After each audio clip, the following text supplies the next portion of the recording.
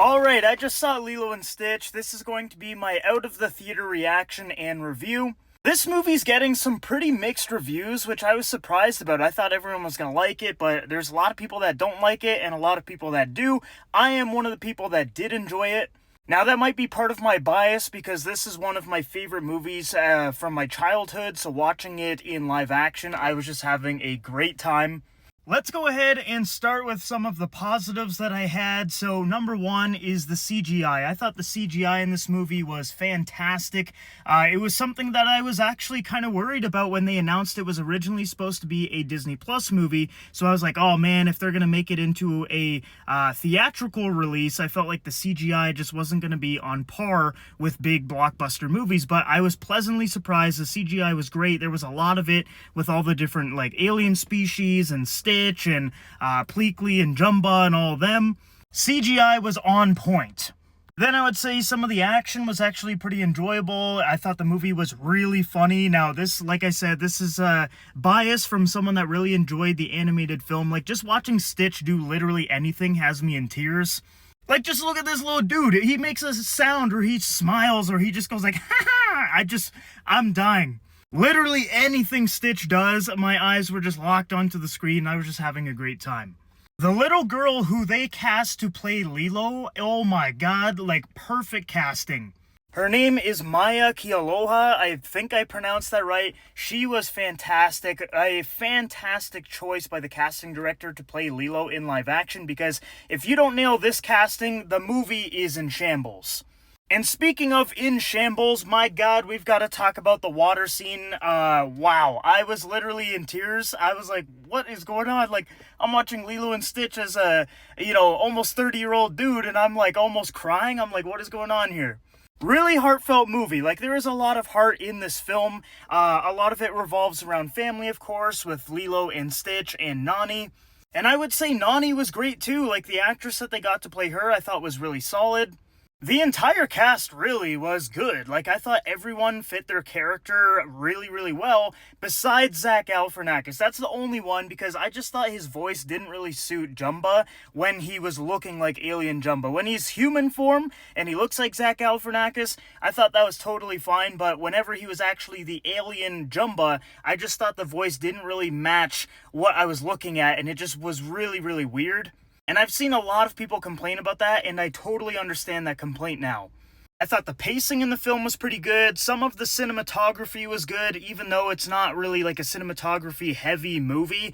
It's just basic shots, and we're just following Stitch and just enjoying the ride. It's not really like a visual feast like something like Dune. But yeah, I really enjoyed it, like I'm a big Lilo and Stitch fan. I thought Stitch was great. It was so awesome that they brought back the original voice actor. Chris Sanders has not lost the gift of voicing Stitch. Like, this guy just absolutely crushes it.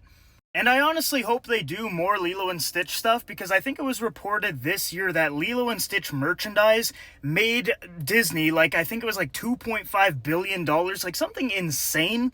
And they don't even make anything Lilo and Stitch. They don't have a TV show. They have a movie now, but the fact that it makes over $2 billion a year and they haven't really done much with the IP in years is kind of crazy. So I think Disney is going to lean heavily into Lilo and Stitch. I wouldn't be surprised if we get a new animated show. I know there was talks of a sequel already because this one is performing really, really well at the box office. But yeah, guys, that's the positives that I had. I thought the supporting cast was good. I thought the story was good. It was a little basic, but that's totally fine. It's a family, kids movie. CGI was good. It was a heartfelt film, decent action. It was really funny. The only real negatives I have is Zach Galifianakis is as Jumba. His voice I just didn't think really matched it. I think not having Captain Gontu was a big miss as well. That was a big character from the original film, and I definitely think that could have elevated this film.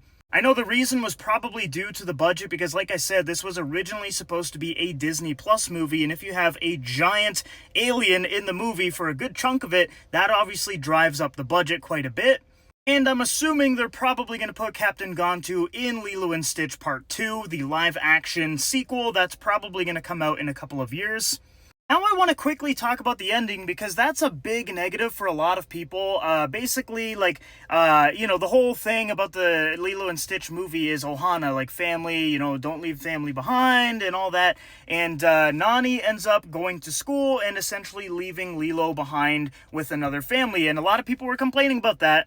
Honestly, I found the ending totally fine. Like her going to school, Lilo acknowledging that her sister should go to school and get a job that she enjoys and everything. And then later on, Lilo can move back with Nani when she's established. And the family that Lilo went to is literally the next door neighbor that they know really well. So I totally was fine with that ending. I don't know why so many people were complaining. Plus, she has the teleporter gun, so she's literally going to visit Lilo all the time, so it's not like she just handed Lilo over to some random family and just peaced out. Then I would say they probably could have taken a few more risks or maybe added some more stuff, because typically the Disney live-action movies, they do add a bit of things, but I feel like Lilo and Stitch played it pretty safe, but I think they could have done some of their own stuff to really elevate the original film, which is hard because that original film is an absolute masterpiece in my opinion. So with all that being said, I think director Dean Fleischer Camp did a really good job with this live-action adaptation of Lilo and Stitch, and I think this is one of Disney's better live-action remakes. I am going to give Lilo and Stitch 2025 a 7 out of 10. I think it's a good movie. I don't think it's as good as the original film, of course. I think that movie's like an 8.5 or a 9 out of 10, but I think this is a pretty decent live-action remake. I think if you're a fan of the original, you're definitely going to have fun with this one. I think families and little kids are going to love it. I think fans of the original like myself are also going to have a really good time. Bring some tissues though, because I think there's going to be some teary eyes, because the theme of family and, watching a little girl cry over their pet, that gets to me personally as a dog dad, as a pet owner. So whenever that scene happens in the movie, wow, my eyes were watering, so make sure you guys bring some tissues. Thanks for watching my review. Definitely go check out Lilo and Stitch. I highly recommend it. I think it's just a really enjoyable, wholesome movie. Sure, it's not as good as the original. Yes, there's some problems here and there, but I think overall it's a good time. If you have seen Lilo and Stitch, let me know what you thought about it down below in the comments and let me know your rating out of 10.